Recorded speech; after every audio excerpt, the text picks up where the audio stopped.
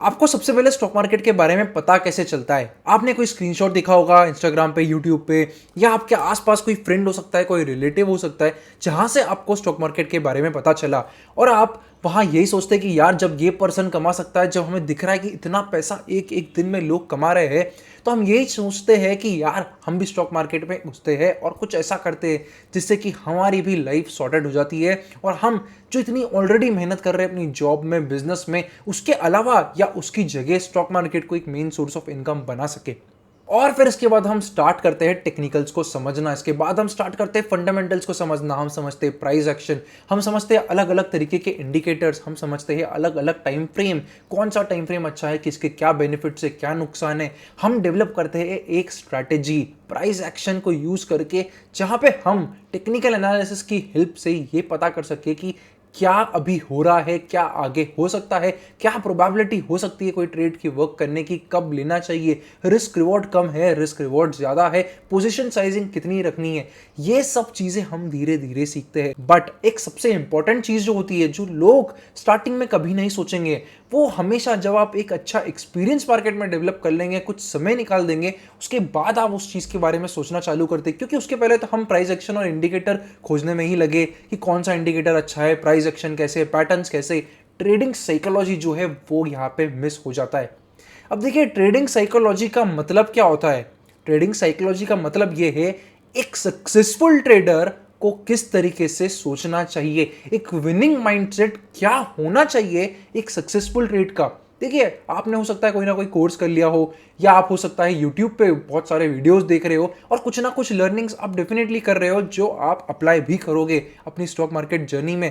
But problem ये आएगा कि वहां पे वो जो चीज़ अप्लाई करने का जो प्रोसेस है, उसमें आपको चैलेंजेस फेस होते हैं। हर बिगिनर को वहीं पे चैलेंजेस फेस होते हैं। हम सबको पता होता है स्टॉप लॉस के बारे में, पर स्टॉप लॉस पे कट करना इतना इजी नहीं होता है। बट एक विनिंग माइंडसेट की बात करें, एक सक्सेसफुल ट्रेडर, एक ट्रेडिंग साइकोलॉजी की बात करें, तो जिसने स्टॉप लॉस कट करना सीख लिया वो सक्सेसफुल हो जाता है कैश ट्रेडिंग में।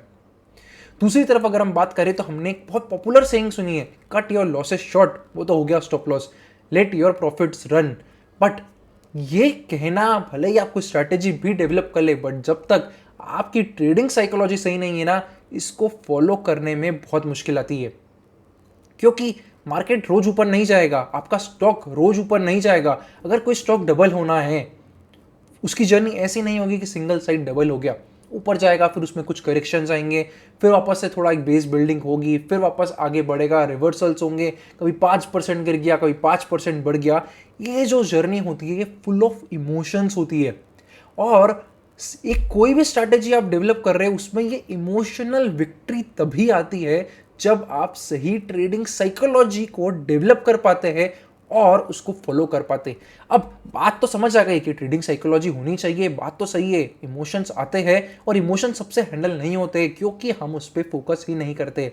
हम ये सोचते हैं कि हम कोर्स कर लेंगे 10 घंटे, 15 घंटे, 20 घंटे, जो भी है, और हम सक्सेसफुल बन जाएंगे। हम कोई बुक पढ़ेंगे और नेक्स्ट डे से हम सक्सेसफुल बन जाएंगे। देखिए, एक्सपीरियंस को फोर्स नहीं करा जा सकता है, वो आपको करते करते ही आता है। बहुत सिंपल सी चीज़ है, आप समझिए। फर्स्ट टाइम आपने जब पटाखे जलाए थे, कोई रस्सी बम आपने जब फर्स्ट टाइम जलाया था, तब क्या आपको डर लगा था कि नहीं? डर लगा होगा। क्यों? क्यों हमें उस टाइम डर लगा होगा?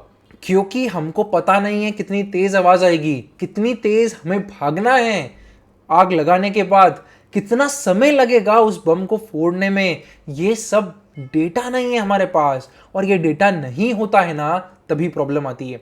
सही ट्रेडिंग साइकोलॉजी से ही आप सक्सेसफुल बन पाएंगे। इसका मतलब ये नहीं है कि टेक्निकल, प्राइस एक्शन, स्ट्रैटेजी ये सब वेस्ट है, ये भी कंट्रीब्यूट करेंगे, बट ये सब तभी आप सही तरीके से कर पाएंगे जब आपकी ट्रेडिंग साइकोलॉजी सही तरीके से बिल्डअप हुई हो। अब ट्रेडिंग साइकोलॉजी को बिल्ड कैसे करें? काफी लोगों का ये सवाल होता है कि कैसे बिल्ड करें। सही आंसर इसका है कि ये आपकी लाइफ से ही डिपेंड करता है। अगर आप लाइफ में बहुत गुस्सा करते हैं ना, तो आपको, सॉरी टू से, बट गुस्से को कंट्रोल करना पड़ेगा। क्योंकि क्या होगा, अगर आप लाइफ में गुस्सा करते हैं और आपका अगर कोई ट्रेड नहीं वर्कआउट करी, तो आप यहां भी गुस्सा ही करेंगे। अगर आप बहुत ज़्यादा एक्साइट हो जाते हैं ना, तो आप यहां भी एक्साइट हो जाएंगे। अगर आप डरते बहुत फटाफट है, तो यहां भी आप बहुत तेजी से डर जाएंगे। एक बैलेंस स्टेट ऑफ माइंड आपको डेवलप करना पड़ेगा। आपकी जो चेंजेस है ट्रेडिंग जर्नी में, वो सबसे पहले आपकी लाइफ में जो आप चेंजेस करेंगे उससे आपकी ट्रेडिंग जर्नी शेप होगी। अगर आप लाइफ में ही चेंजेस नहीं कर पा रहे हैं तो आप सक्सेसफुल ट्रेडर नहीं बन पाएंगे। सक्सेसफुल ट्रेडर का शांत दिमाग होता है। अगर आपका शांत दिमाग नहीं है, अगर आप बात बात में गुस्सा कर रहे हो तो नहीं बन पाओगे सक्सेसफुल ट्रेडर।